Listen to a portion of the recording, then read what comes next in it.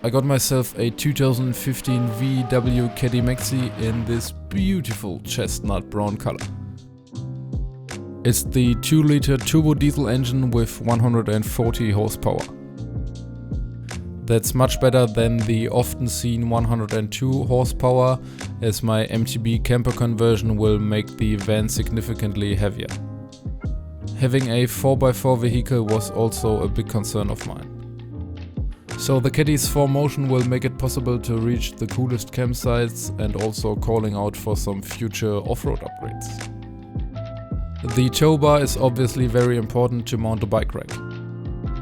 Roof rails are a must, because I want to mount one of those big roof racks for a rooftop tent, etc. I also prefer those rear doors over the classic tailgate, as you can mount stuff to their inside for the camper conversion. Of course, the tailgate can provide shelter against rain, but I will get an awning anyway. I went for an automatic gearing, because it's just much more relaxed for me concerning my orthotics. In the past, especially in dangerous situations, I struggled to hit that clutch fast enough. Of course, if I went with the manual drive, I would have gotten a much higher spec car for the price, but I'm more than happy now and able to feel completely confident with the automatic transmission.